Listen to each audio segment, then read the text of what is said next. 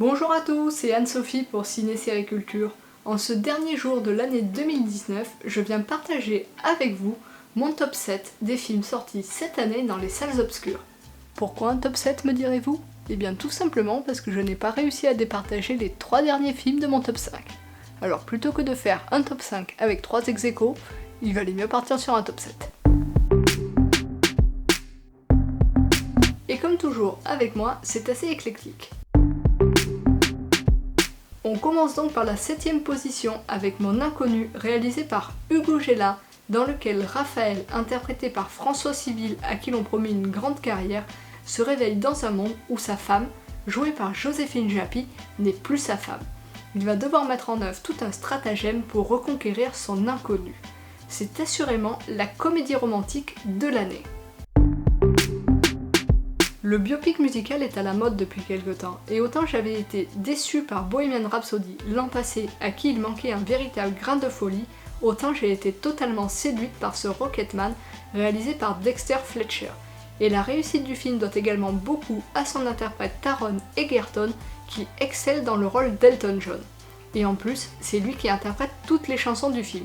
Un véritable exploit. On rentre désormais dans le top 5. Les choses sérieuses vont commencer. Le Chant du Loup, premier long métrage en tant que réalisateur d'Antonin Baudry, est une véritable pépite découverte en avant-première. Avant le coup, lorsqu'on m'a vendu un film de sous-marin, j'ai failli partir en courant. Et au final, je suis restée scotchée à mon fauteuil pendant près de 2 heures, car on ne s'y ennuie pas une seule seconde. La mise en scène est inventive malgré l'exiguïté du sous-marin, et le casting, avec François Civil dans le rôle principal, est impeccable.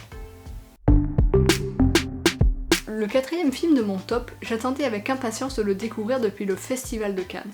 Et souvent, quand on attend trop longtemps un film, on est déçu en le visionnant pour la première fois. Et ce ne fut pourtant pas le cas des Misérables. Pour son premier film de fiction en tant que réalisateur, Lajli frappe fort avec ce film sur la vie de la cité de Montfermeil où il a grandi et les violences policières. Un véritable film coup de poing qui nous happe du début à la fin et dont on ressort KO tant le suspense de la scène finale est insoutenable. Top 3, il est temps de rentrer dans le vif du sujet.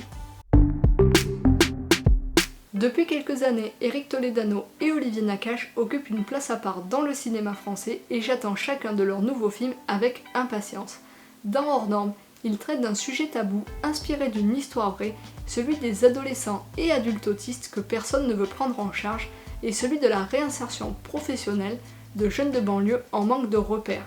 Vincent Cassel, dans un rôle totalement à contre-emploi, est éblouissant, tout comme Reda Kateb, un film nécessaire sur un véritable problème de société et qui traite de la tolérance. Green Book sur les routes du Sud est le premier film que j'ai vu en 2019, et j'ai tout de suite su qu'il ferait partie de mon top cinématographique de l'année. Il aura fallu attendre plus de 6 mois pour qu'il soit détrôné de la première place. Je sais que vous brûlez d'impatience de découvrir qui se cache à la première place de mon classement, mais un peu de patience voyons. Parce que Green Book c'est une véritable ode à la tolérance qui alterne entre humour et émotion. Tiré d'une histoire vraie, le film se déroule en 1962 dans une Amérique où règne la ségrégation. Un véritable petit bijou mené de main de maître par le réalisateur Peter Farrelly et incarné à merveille par Mahershala Ali et Viggo Mortensen. Et le moment est enfin venu de vous dévoiler mon film préféré de l'année 2019. Ce n'est pas une méga surprise, le film doit être en tête de nombreux classements ciné cette année, car en effet il était impossible de passer à côté tant cette œuvre frise la perfection sur de nombreux aspects.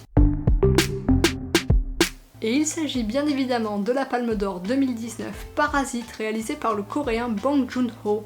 Je dois avouer que je connais mal le cinéma coréen, mais je me suis pris une véritable claque devant ce film d'une beauté absolue et qui passe avec une facilité déconcertante d'un registre à l'autre et dont la mise en scène est réglée au millimètre. Une palme d'or entièrement méritée en somme et qui, une fois n'est pas coutume, réunit succès public et succès critique avec plus de 1,7 million d'entrées au compteur.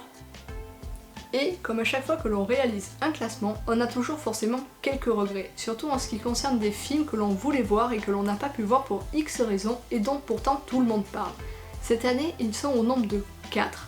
Il s'agit du Traître de Marco Bellocchio, de The Irishman de Martin Scorsese, du Joker de Todd Phillips et de Grâce à Dieu de François Ozon. 4 films qui, potentiellement, auraient pu se retrouver dans ce top cinématographique de l'année 2019. Et voilà, c'en est fini de ce bilan cinématographique de l'année qui vient de s'achever. Et vous, quels sont les films qui vous ont marqué en 2019 ? Je vous laisse me répondre dans les commentaires et j'irai checker tout ça ensuite. Et puisqu'on en est au bilan de fin d'année, je voulais vous remercier d'avoir été aussi nombreux à me suivre dans cette nouvelle aventure qu'était la chaîne YouTube cette année. Ciné Série Culture devrait encore plus se développer en 2020 et pour cela, n'hésitez pas à me dire dans les commentaires quels sont les formats que vous avez le plus appréciés ou ceux que vous n'avez pas aimés. Merci d'avoir regardé cette vidéo et à très bientôt sur Ciné Série Culture.